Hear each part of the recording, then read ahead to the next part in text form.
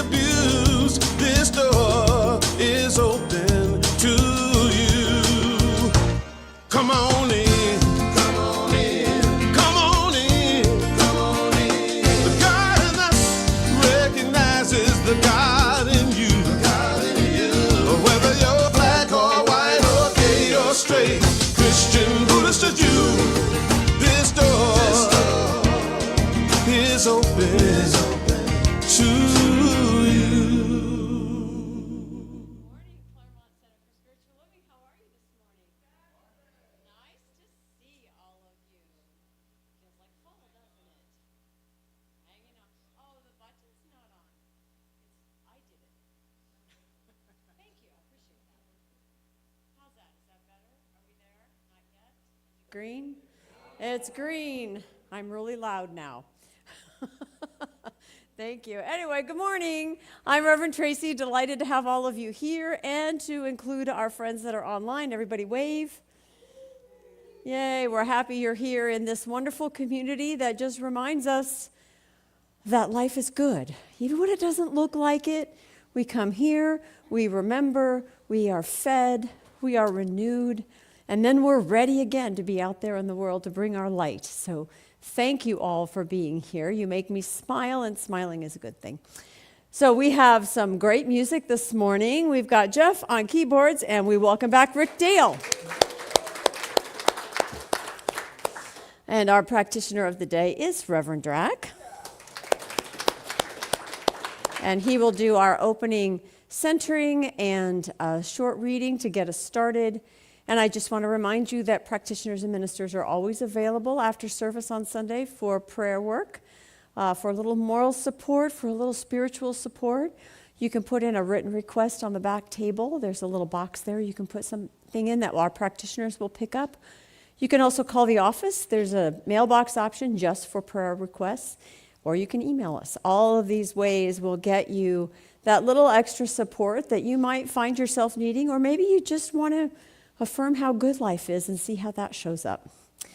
All right, so let's start, shall we? We'll take a moment. I'm going to invite you to turn off your phone and maybe clear your laps. Settle into your seat wherever you are, and if you're comfortable, close your eyes and let the sound of the bowl take you within. Bringing your awareness to that place within when you breathe in, breathing into the heart space, that sanctuary, that place of peace. And it is here that you will find a spark, the spark of the divine that is always with you, reminding us that all of us together and spirit are one.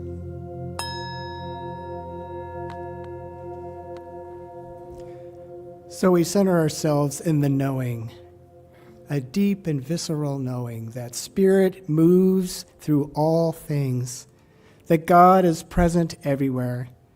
As I said earlier today, there is not a spot where God is not. For in every moment and in every experience, God is there. Knowing this, that means that I too carry the same spark, the same infinite spirit within me. It is the very force that animates my breathing, moves my heart, and inspires every hope and dream that I have. And this all-embracing force, this open force, opens me to all of life. And what's remarkable is it does it for everybody in this room. So we know collectively here and individually that this spirit opens us to all that is good, that we embrace all the moments.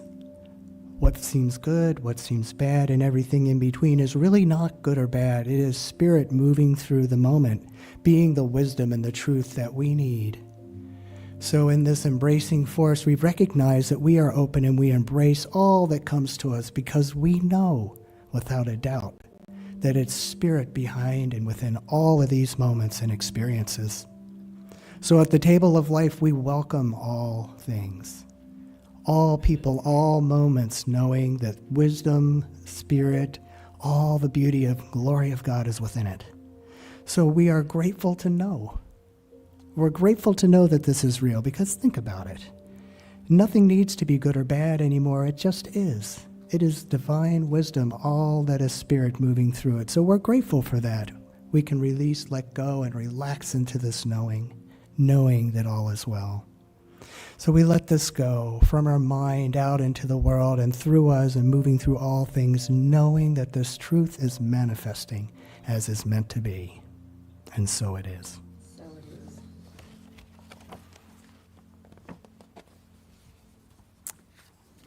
So I have 3 quotes here. I liked all 3. I couldn't pick just one.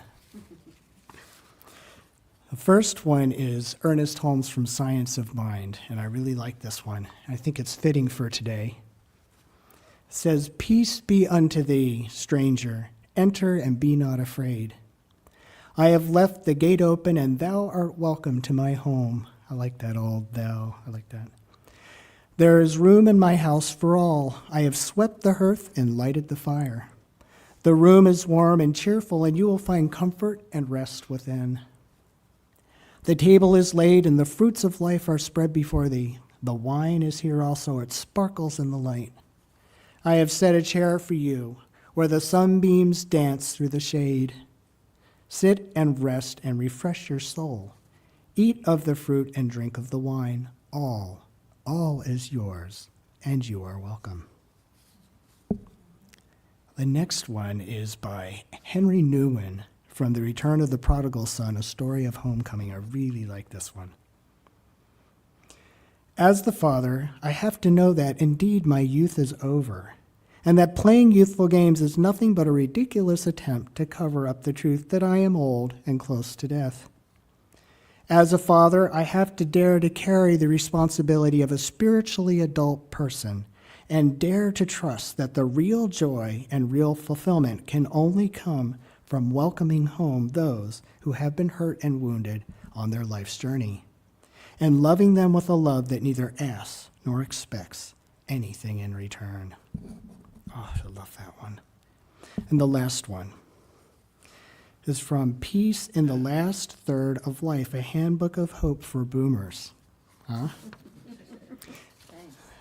The author is Paul Zoll, and the quote's by Thomas Keating, and I really like Thomas Keating. It's called The Welcoming Prayer, so I'll end with a welcoming prayer.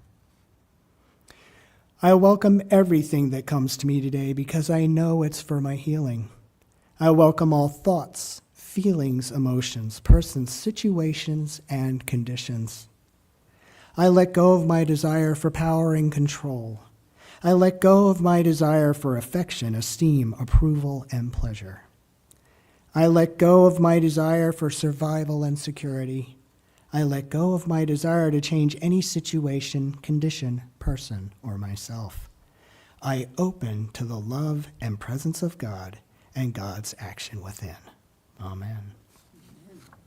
Rick Dale.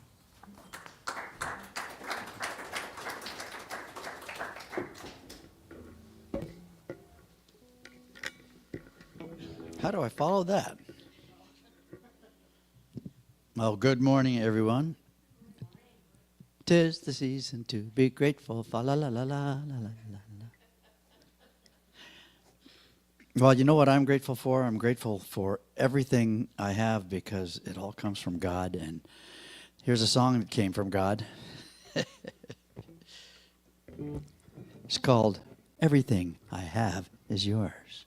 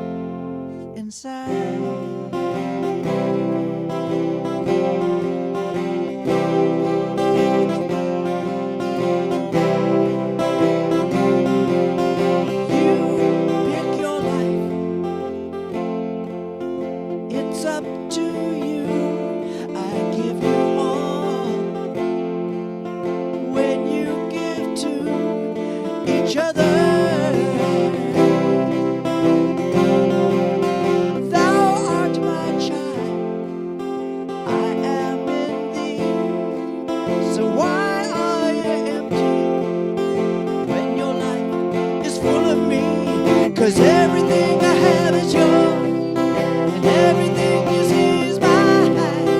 All the treasures of the world, and all the beauty that you find. All you gotta do is choose. All you really have to do is decide to accept it inside.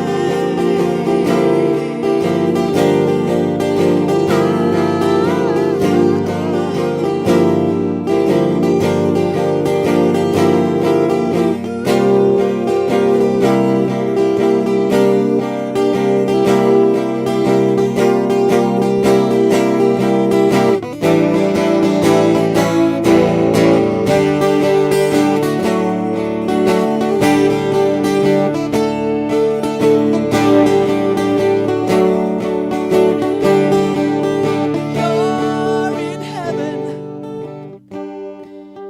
now you are here, but to stay here, you must be aware of who you really are. You are the key that opens the door, so open your mind and find out what life is for, 'cause everything I have is yours, everything you see is mine. All the treasures of the world, and all the beauty that you find. All you gotta do is choose. All you really gotta do is decide to accept it. Everything I have is yours, and everything you see is mine. The sun and moon and all the stars, and every single thing that shines in this universe belongs to you. And all you really gotta do is decide to accept it. It's up to you, my beloved. All you gotta do is let it in, accept it.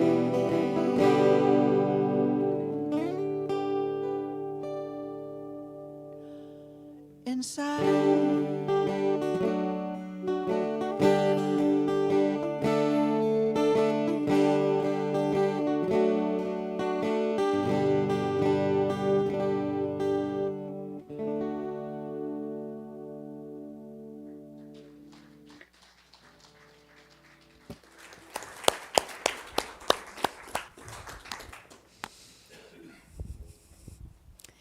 Every shiny thing is yours. I like that. All right, so today we are lighting our candle for abundance. With abundance comes gratitude, or I should say, with gratitude comes abundance. This Sunday before Thanksgiving, and you know, just as a reminder, this idea of a harvest feast is not unique to the United States. Perhaps on this particular Thursday it is. But even in ancient times, Egyptians, Greeks, and Romans feasted and paid tribute to their gods after the harvest.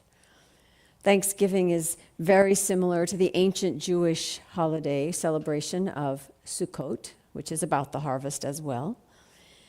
And the Native Americans had a rich tradition of commemorating the fall harvest with feasting and merrymaking long before the Europeans ever showed up. And yet, what we take from that is, while it is not unique to us, it is a universal desire to be aware of and grateful for the bounty of life, whether it's food or friends or things or people. But mostly it's about being nourished and being supported and being loved so that we might live well. That's what we're celebrating today. Ralph Marston says, every day is a day to be thankful. Life's abundance has no limit, and gratitude is what keeps that abundance flowing. In every circumstance, there is something for which to be thankful for. Even when there seems to be nothing else, there is always hope. So today the title is Room at the Table. And Ernest Holmes reminds us, as Drac read, that the bounty, the banquet of life is laid out before us. The universe of the gifts of the Spirit are laid out before us on this table, available to all, already given. There's already reason to be thankful. And in this particular season, we do gather in the harvest, although most of us that live in the city are a little far removed from that process. Yet we know that without our farmers and without our planting season and without our spring new growth, and if we didn't gather it in, well, we in the city would probably just continue to go to Trader Joe's and get what we need to eat. But anywhere else in the world, even today, you eat what you gather. You are nourished by what you grow. And not only do we gather in the harvest, but this time of year we gather together with our friends and family. Again, to be nourished, to be sustained through the long winter's night with that energy and sustenance of connection.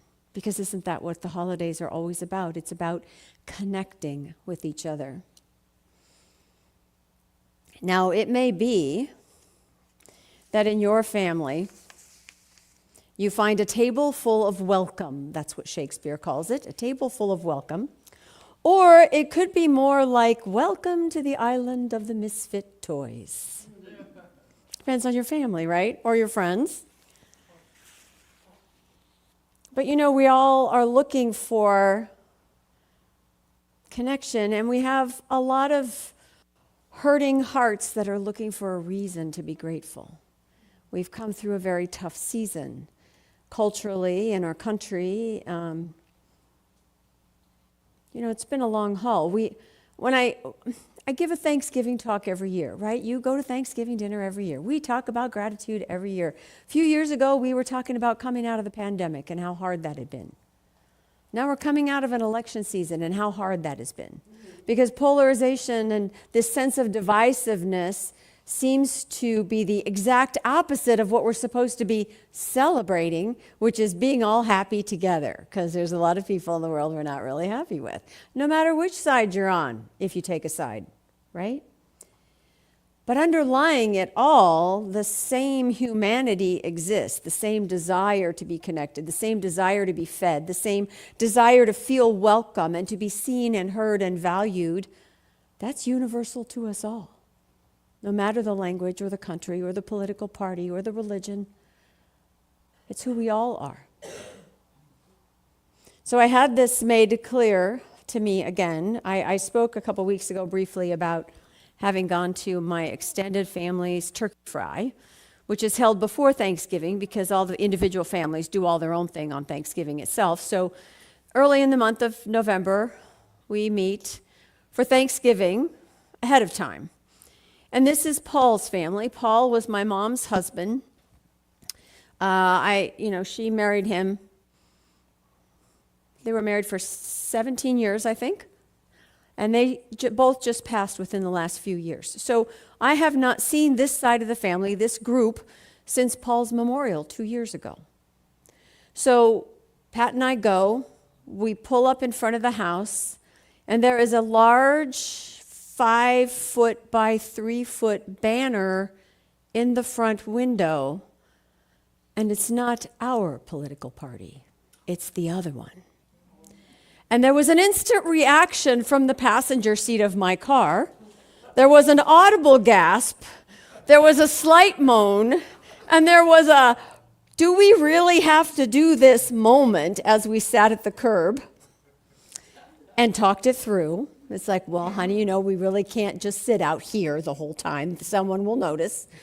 And they are family, and usually we have a good time. And I know we haven't seen them since the folks were around, but Pauline will be there, my half-sister that helped me take care of my folks. We're close to her. And I said, it'll be okay. And look, we can go in, we can hug everybody, we can ooh and ah over the turkey, and if it's not going well, we'll go home. I'm a minister. I get to leave early on a Saturday night. It's a rule. We have a built-in get-out-of-jail-free card, if it feels like jail. So I just want you all to know, first of all, that I am not immune, although I am extremely spiritual. I am not immune from the very human response to what's going on in the world. And so we agreed to go in. So, because we're family, we know you don't go in the front door, nobody's in the front room. You go in the side door, which takes you to the kitchen, which is where the party always is anyway. We walk into the kitchen, and it was a table full of welcome. It was the most effusive, loving, excited greeting I have had in a long time. Oh my gosh, you guys came. We are so glad to see you. How are you? It was a hug fest. Helped that we were carrying pies, but even so, even without the pies. You know, it was all about laughter. It was all about love. Of course, it was about that gorgeous turkey. There was time to remember the people that we were missing. There was an acknowledgement of how the circle of family shifts and changes. There were a lot of people there on the patio at the tables that were friends of the family that had become family.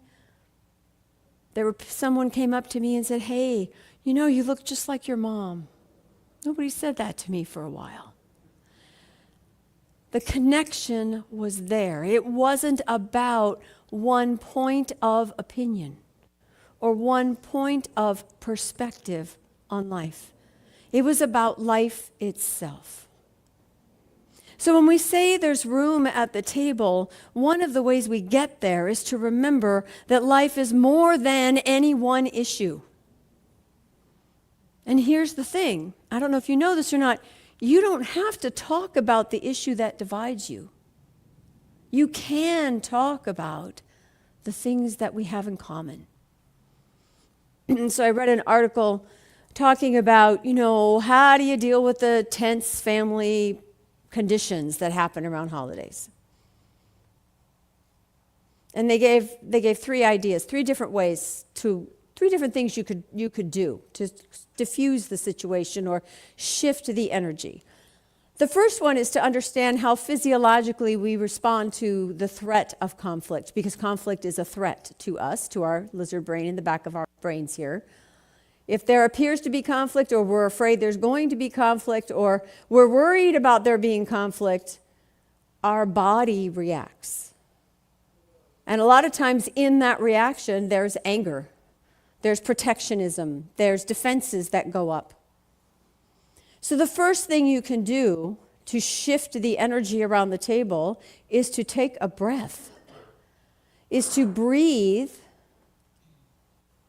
and slow down. Because when you do that, physically what happens is you slow down, you calm down your nervous system.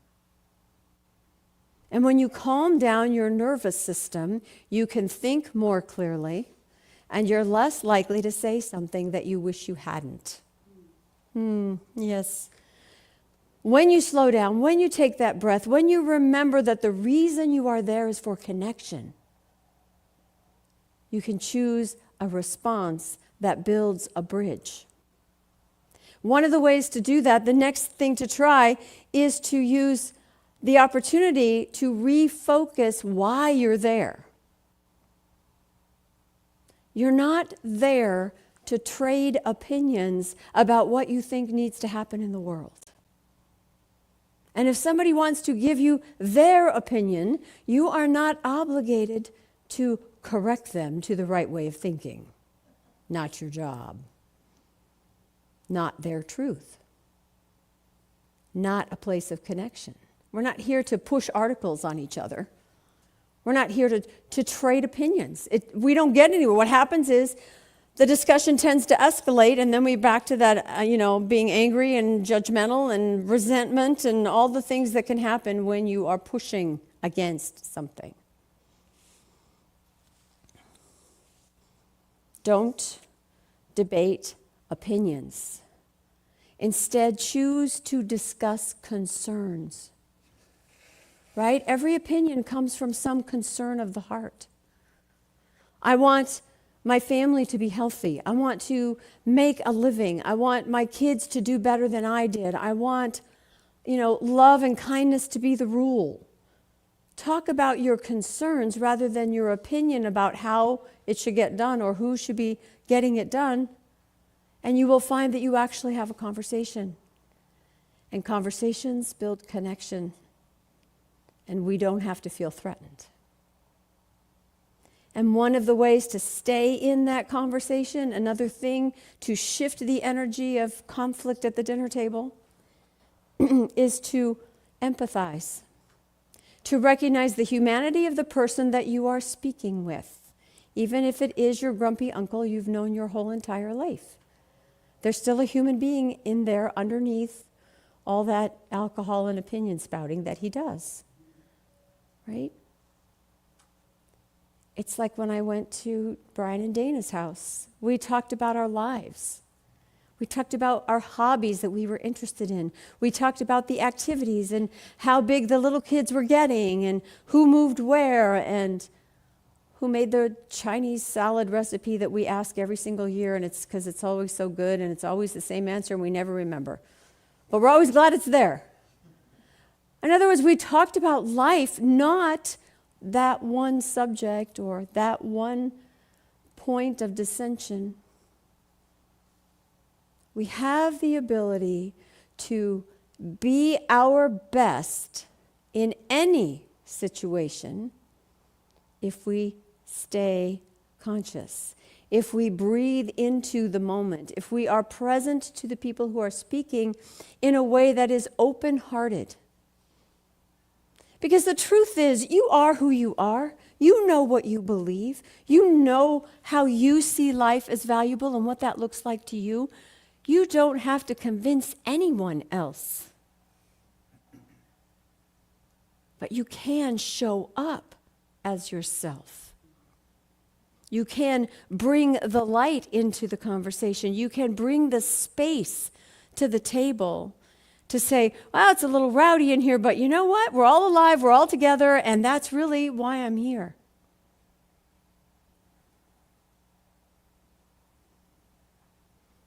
So I want to ask you, do you have any concerns about the holiday season? I mean, maybe your families are all in pretty good shape, or you're not going to any friend's house that, has that weird brother or sister or whatever. Everybody good? Anybody have a question? Anybody have a how to deal with type of thing? No? All right, well, if something pops up, shout it out.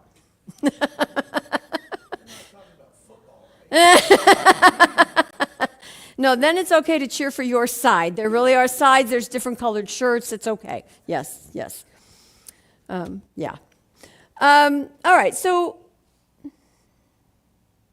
when you do hear somebody spouting off, because they will somewhere down the road, alcohol has a way of doing that, or too many, that sounds very sexist. I was going to say too many bros in the room, but you know what I mean. It could be the girls chattering in the corner. When there's too many together, things can be said, statements can be made, challenges can be thrown out there. Try this. I hear your viewpoint and I don't share it, but that's okay. You can remind each other that no one agrees with anyone else on everything. We all have our perspective. We all have our values. We all have our ideas of what a best life looks like. And the truth is, we only control our own. It's important that we find ways to stay connected, to recognize and appreciate where we already have common interests. Maybe we root for the same football team, even though we don't root for the same political party. Maybe we appreciate someone's gravy, even though we don't appreciate how they raise their kids. We can find common ground. We can find that which builds a bridge rather than debating facts. We can choose connection instead of correction. I don't know if you've noticed, but trying to correct someone else's opinion doesn't work unless you like a good fight. And we can also choose respect over reaction. Whether I agree with you or not, you're entitled to your own opinion. You're entitled to the way you see things. I don't know what brought you to this place and this perspective in this time, in this room with these people. I don't know. Have you seen there's a holiday commercial that just started showing up again. It comes up every year. It's the perfect holiday. I don't even remember who puts it out. Because for once, it really is about the message and not the product. There's a young woman on her way home at the end of the day. She's on the subway. She looks around. She notices everybody's on their phone. She comes up out of the subway, walks to her apartment building, and as she walks, she realizes most people are walking down the street looking at their phones. She gets in the elevator. They go up. Everybody's looking at their phone. She goes to her apartment, and before she walks in the door, she kind of looks down the long hallway. It's one of those big apartment buildings, like a hotel, long hallway, doors on either side. Next thing you see is that she's bringing a small table out into the hallway and putting chairs around it and setting it, and then she goes and starts knocking on doors. You don't hear anything she says. You see her face. She points to the table. She is obviously inviting them. And pretty soon, everybody's coming out of their apartments with chairs and small tables and a couple plates and a dish to share. And the commercial ends with this big, long table down the big, long hallway. People are talking and laughing and sharing food. And that's really the message of the season, isn't it? Is to connect. You see, we are each the action of love in the world. You are the room at the table. You bring the space for all. Your heart is open enough for there to be a welcome to anyone who walks through the door. And that doesn't mean that you allow someone to be toxic or threatening or disruptive in a way that disturbs the peace. You can say no. You can escort someone out. You can step away from a conversation that's too heated for your moment at the table. There's an essay that talks about the quiet end of the table. So there's one end where all the people who are helping in the kitchen or whatever sit because they get up and down, up and down, up and down, and they move everything around. And then there's the middle of the table where you can kind of talk to everybody. You can see more people because you're right in the middle. And then there's the quiet end of the table. You get to pick where you sit. You get to pick who you sit next to. What we need to remember, though, is that there is room for all, and that there is a seat for everyone, that there is a time and a place to focus on the connection and not on the disruption. When we do that on the inside and the outside together, we feel that sense of harmony, that nourishment, that filling up that we so crave. You're the invitation. Be the invitation wherever you are. We talked a few weeks ago about the 3-foot rule, right? That you can be fully present to anyone within 3 feet of you. And that means to really listen without having to change anything. That means to be present, to respond, to see them, to let them know they've been seen and heard. You don't have to agree. There's a lot of people we don't agree with. Shoot, there's some of you I don't agree with on everything. You want the room painted purple and somebody else wants it, It doesn't matter. It doesn't matter. What matters is that we show up for each other and with each other, that we connect and understand that that is how we are fed, and that we offer that ourselves to the world.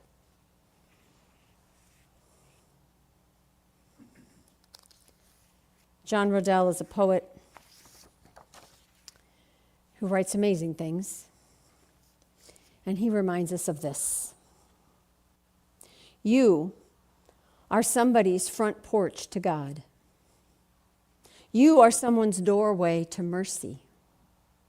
You are the world's threshold to kindness. You are my entrance to letting go of regret. no pressure.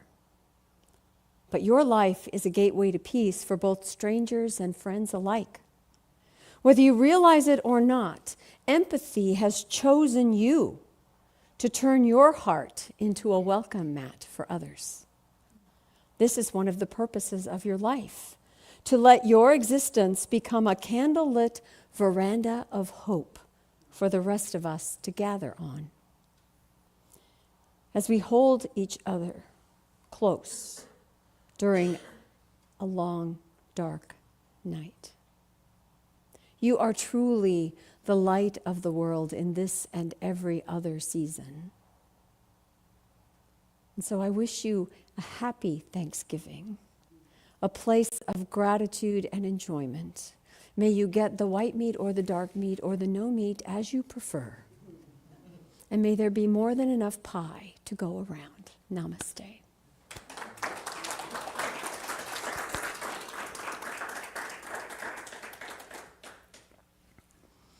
I invite you to take a breath and join me in a moment of centering prayer. Pausing to remember the presence of the divine in all aspects of life. That on this holiday of gratitude and thanksgiving, we remember that in spirit there is space for all. Let us know that as we move through these gatherings of friends and family, as we shop and cook or order out or make a reservation, remember that we are part of this human experience of life itself. A life that is bountiful, a life that is meant to be lived with joy. Let us remember, too, that our hearts are open wide enough for anyone to approach, that we might love and support, encourage, believe in. Let us know, too, that we are protected from that which would hurt us or harm us. For we carry love, we carry light. We carry a strong sense of togetherness, which is our shield and our protection, which is the healing arm of who we are. Let these holidays be a reminder that we have more in common than we are different. And that where there are differences, may we appreciate them and not fight about them.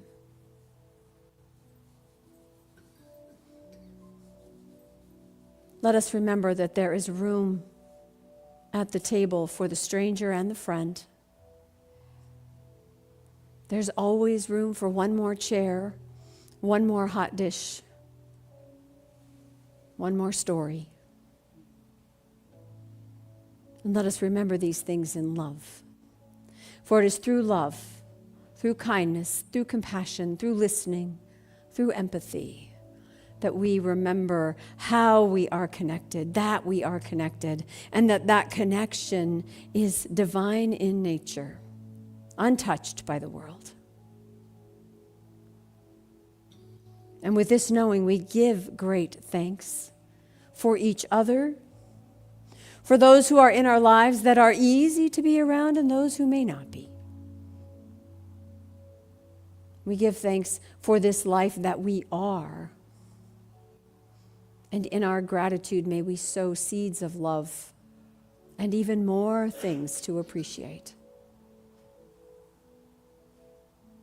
I simply let this be. I know that in the mind of God, it unfolds in space and time through each and every one of us, just as it needs to, and it is good. And so it is. If you will join me in our affirmation, which you'll find in your bulletin, I'll ask you to repeat after me so our online friends can participate.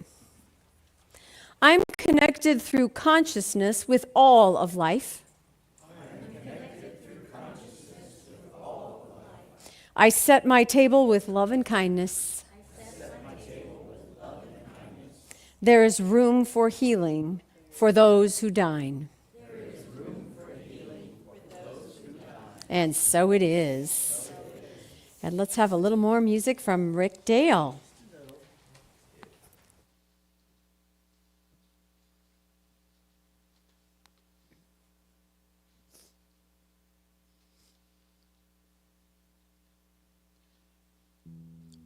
Well, Reverend Tracy's talk reminded me that the only person who agrees with me 100% of the time is me.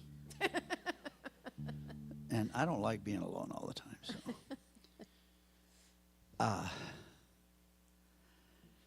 Gratitude is essential, and Thanksgiving to me has always meant coming home.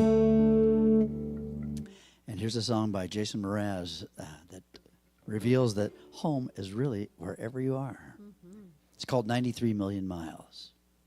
93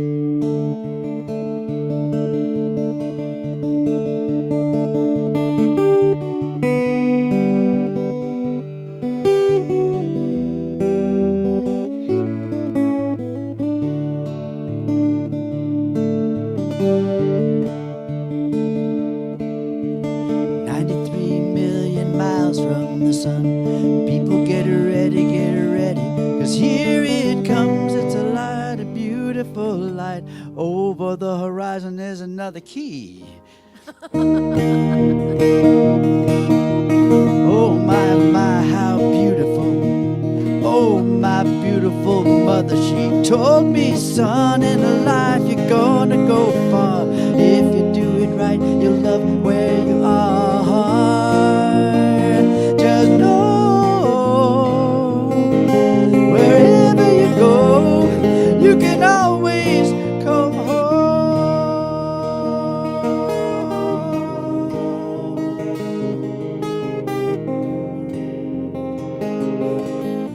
To 140,000 miles from the moon, we come a long way to belong here, to share this view of the night, a glorious night.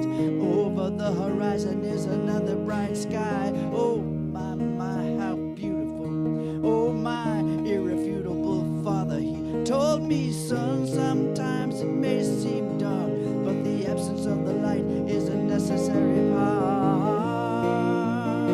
Just know you're never alone. You can always come back home.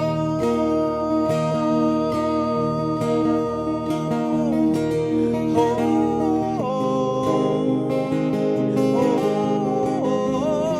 You can always come back.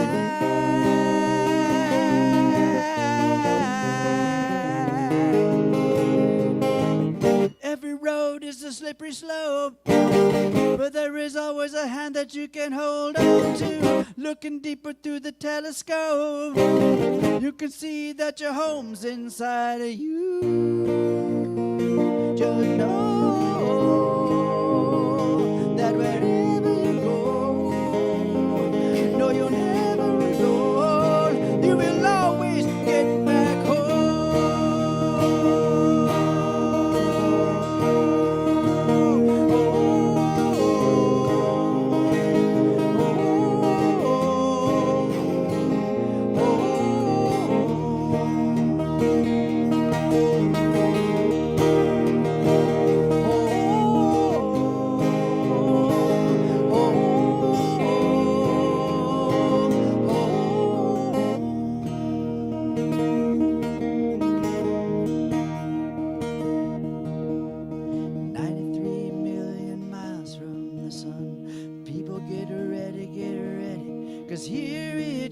It's a light, a beautiful light, over the horizon into our eyes.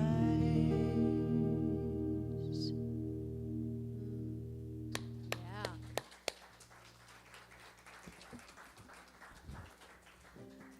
Fabulous choice. Thank you. Okay. Let's see. So many things. All right. In this atmosphere of Thanksgiving, there is a sense of things that get created. I mean, beyond the sweet potatoes, right? We come together with this energy of love and maybe family, or maybe just friends, or maybe just ourselves, or maybe just our favorite TV dinner. That would be a little sad, but whatever works for you. And there's a place in us that resonates with abundance. There's a place in us that always knows that when we are together, we share what we have. And so this is our time of sharing. This is our time of contribution. And I'm going to invite you, if you are here in the room, if you are dropping something in the basket, to take it now and place it over your heart. If you are online, know that you can donate online or via text. And really tap into that sense of, what are you grateful for? What is that gratitude in you that wants to express, that wants to give, that wants to be part of what grows things? Because what we do here is we grow.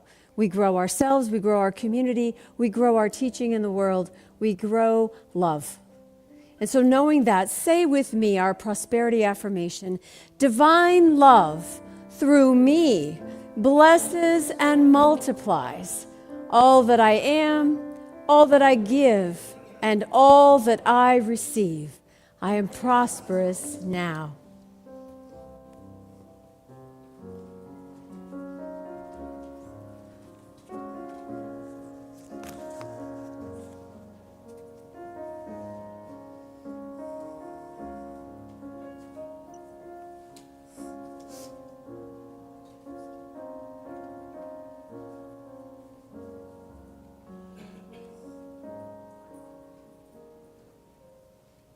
All right. So one of the ways we give is we donate to our community agencies, our resources that provide help for those in the community that might need a little extra. So this month, today we're wrapping up our Sock It To Me Sundays with our sock donations. And believe it or not, next Sunday will be the 1st of December. Yeah, wow, exactly. So in December, we are collecting hats and gloves and scarves. Now, I know I don't see any snow out there, and supposedly we don't have seasons too much in Southern California, but I also know there's been a 4 in it in the degrees on my phone of the temperature when I get up at 5 in the morning. And so people are cold. And there are folks who don't have shelter. And so what we do is we donate means of support to the Foothill Family Shelter, which helps families, housed and unhoused, that might just need a little extra. So scarves, hats, gloves, whatever looks warm and cozy to you. Kids, men, women, whatever, something warm and fuzzy sounds like a really good idea to me. So we'll be collecting that for the month of December. Now, we also do a seasonal Christmas gift giving to the Children's Foundation of America. I can always see their logo, but I can't always remember their name. This is an agency that's based in Claremont that supports foster youth. So it helps the kids when they age out of the system. It helps support the families that they're being fostered by. And these are kids that, maybe their lives may be totally disrupted. So we make sure they have toys. So there are collection boxes in the back. This week's e-blast said wrapped presents, but it's actually unwrapped. So a new unwrapped gift. Any toy will do. And if you'd like ideas, there is a link in the e-blast or on the little flyers that will take you to the wish list in Amazon. And it's everything from $5 to $300. It's, noise-canceling headphones for the teenagers and video games, and it's also art supplies and soft, fuzzy stuffies, stuffed animals and stuff, blankets, throws, decorate my room with twinkle lights. It's everything. So while you're out and about over these next couple of weeks, pick up a couple things for the kids. And we only have until December 15th, so that gives us 3 Sundays. And if you have something in between, maybe you were not going to be here on a Sunday and you want to get it here, we'll make arrangements for you to drop it off. Anyway, 2 boxes in the back, little flyers that have the link on it, and a QR code if you want to see the list on Amazon for them. And we always outdo ourselves every year, so let's do that again, shall we? All right. Next week, you need your C's candy orders in. Now, what I have found is that my friends who have ordered, I just send them the link and they go online and order it and it ships right to them. It's great. You know, I don't have to sort or count or anything. But then I get these snarky little texts back that say, thanks to you, I now have a box of chocolate in my house that I don't need. And I'm already opening it. And I said, well, what's good news is you can still order more before the deadline and have some for the holidays.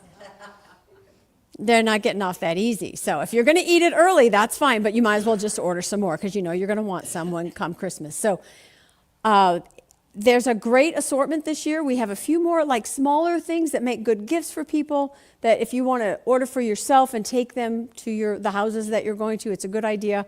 And you know, come on, who doesn't like peanut brittle and chocolate and lollipops and you know you want some. They have boxes of truffles. Tell me you can say no to a box of truffles, right? Right. Not tribbles, truffles. All right. Obviously, I'm the only one that watched Star Trek. What else do I have here? All right. So this Wednesday night is the Interfaith Gratitude Service that's taking place. It's being held this year at the Mormon Stake on Baseline and Mills. It's at 7 o'clock, and it is a representation of many different faiths doing music and readings and some prayers and some spoken word, and it's just a fabulous way to kick off this part of the holiday. If you've been before, you know it's quite the extravaganza, and we hosted it here last year. You may have been here last year, but I encourage you to go on Wednesday night. Don't worry if you have guests for Thanksgiving sleeping over. It'll give you something to do and get everybody out of the house. That's probably a good thing. And start off by being super duper grateful in many different languages and with many different customs, because the truth is, we all teach gratitude. It's who we are. Flyers in the back if you need the address and directions. And let's see. So there won't be a Wednesday meditation this week. So normally we have Anissa does an online meditation on Wednesday nights at 6:15, 6:30, and that's not going to happen because it'll be all about the interfaith service at 7, okay? Toy drive, we talked about Christmas luncheon 2 Sundays from now, not next week, but the week after. If you want to play in the gift exchange, bring a gift, like less than $10, you know, some little something that we can play with. You know, we end up exchanging them and laughing a lot. There'll be a pasta and a salad bar to enjoy, and festive decorations and Christmas things. So come to the Christmas luncheon. We always have a good time. Your spouses are welcome if you want to, you know, give them a reason to come to church once with you. That would be okay. Promise to feed them afterwards. And if not, just come. It'll be just us, and we'll have a great time. Let's see. Saturday, November 30th. So that's Thanksgiving weekend. That's this coming weekend. Is the belly dance celebration in Holmes Hall. Doors open at noon. Performances start at 1. All of Marjani's classes do performances. And so it's great music, great dancing. The costumes are elaborate, and there's a lot of jingle and sparkle. So really a nice way to spend an afternoon on a Saturday.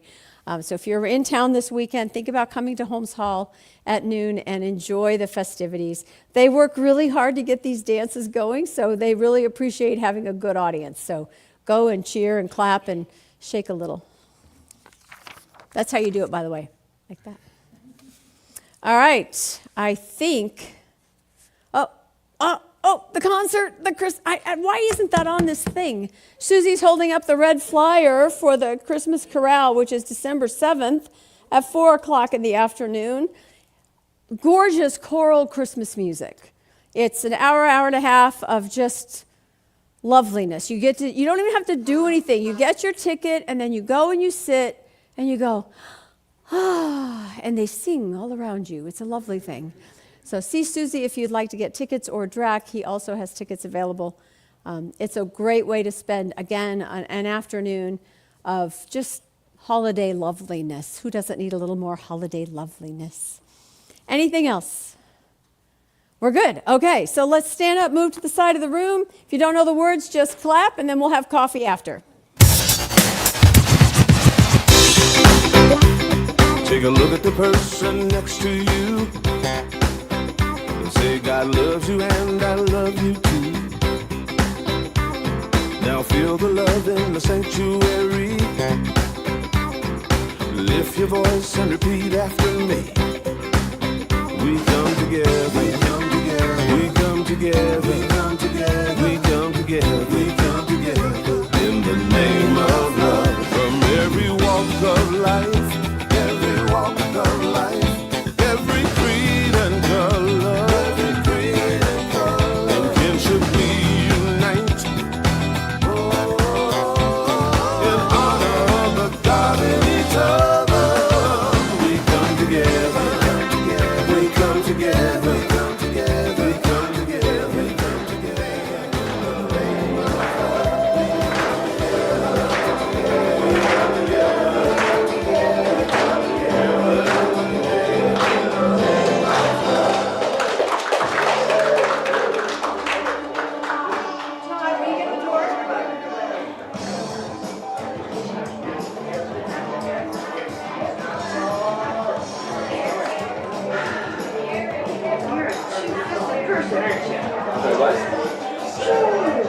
You're manning everything at once.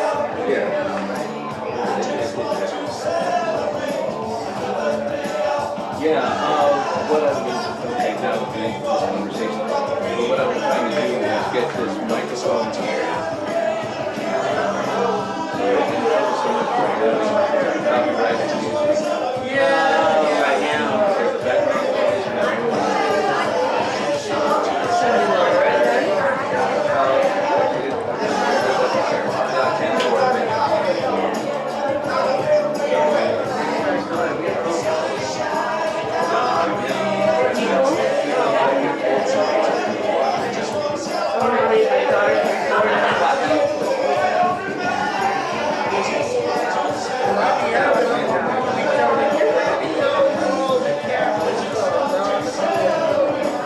So this mic's on?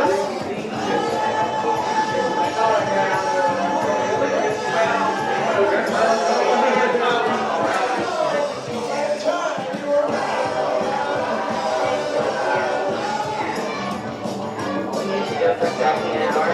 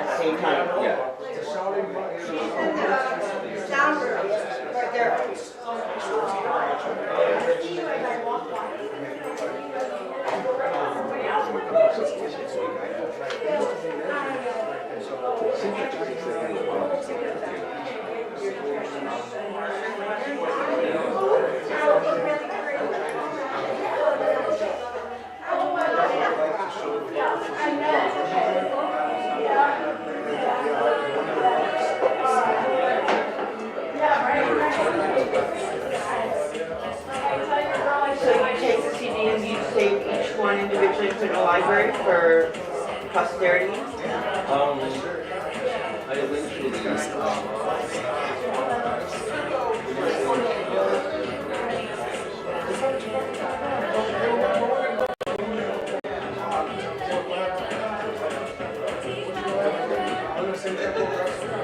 Thank you.